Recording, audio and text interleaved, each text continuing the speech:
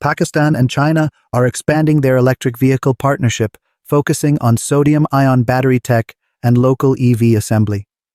The initiative supports Pakistan's goals to cut fuel imports, create green sector jobs, and boost domestic manufacturing. Collaboration is also expected in joint battery research and shared clean tech platforms.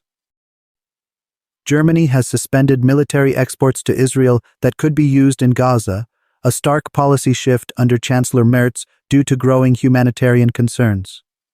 Activists and international leaders have pushed for action, with Germany now taking a firm stand, even while continuing defense cooperation against regional threats. Spain has dropped plans for the U.S. F-35 fighter jet and instead will invest in European-made aircraft like the Eurofighter Typhoon and France-Germany's C-UAS system.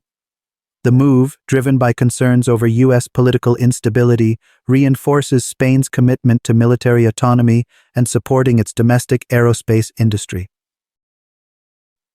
India has hit an all-time high in indigenous defense production, reaching Rs. 150 crore in fiscal 2024-25, a remarkable 18% jump over the previous year and a 90% rise since 2019-20. With 23% contributed by the private sector, this milestone reflects success under the Make in India and Atmanirbhar Bharat initiatives. You're watching Pakistangeo Defence Updates. Get your trusted updates, not hype. Subscribe now.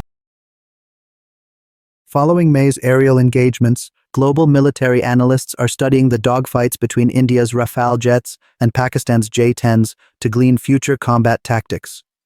Reports highlight that Pakistan Air Force's integration of China's advanced PL-15 beyond visual range missiles, combined with data-linked targeting from early warning aircraft, gave its aircraft a tactical advantage in hitting targets while remaining largely undetected.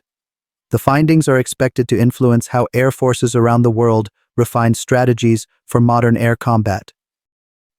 Electro-Optic Systems of Australia has achieved a landmark $71.4 million export deal for its 100-kilowatt mobile laser anti-drone system.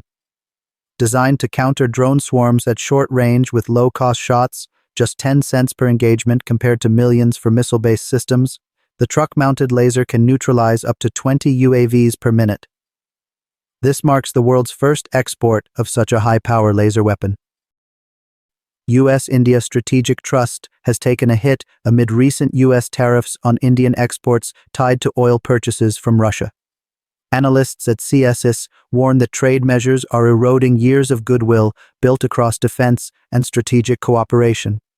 The report calls for acknowledgement of India's policy red lines and states that repairing the relationship will require more consistent U.S. economic diplomacy. Demand for Patriot air defense systems has surged globally, pushing production to the brink despite record increases by Lockheed Martin, Raytheon, and Boeing. With heightened threats from Russia, China, and Iran, global stockpiles are strained, prompting the U.S. to boost output. But official forecasts admit shortages may persist given the interceptor-heavy engagement dynamics. In response to newly imposed U.S. tariffs, reports surfaced that India has paused procurement talks for American Stryker combat vehicles, Javelin anti-tank missiles, and Boeing P-8I reconnaissance aircraft. Though some contracts are presently on hold, the Indian government has officially denied any formal halt, stating that defense acquisitions continue under established processes. The Global Combat Air Program, GCAP, a collaborative initiative by the UK, Italy, and Japan, has officially established Edgewing, a joint venture to deliver a sixth-generation fighter. Drawing on AI-enabled autonomy, stealth features, drone teaming, and directed energy weapons, Edgewing plans to fly a demonstrator by 2027 and field production aircraft by the mid-2030s. This milestone bolsters the timeline for next-gen air combat readiness. Pakistan and Romania are stepping up their collaboration in science, technology, and innovation following a key meeting between Pakistan's Federal Minister for Science and Technology, Khalid Hussein Magsi, and Romania's Ambassador, Dan Stonescu. Both sides are exploring joint ventures in software development targeting EU and Gulf markets.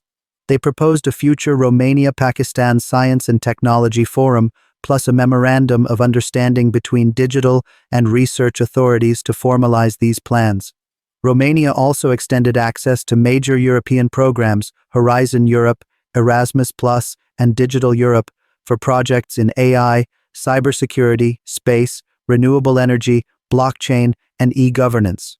The Romanian ambassador praised Pakistan's digital transformation and expressed confidence in partnering with Pakistan's incubation centers and innovation hubs to drive long-term technology growth. That's all for today from Pakistangeo Defense. Hit subscribe and drop your opinion.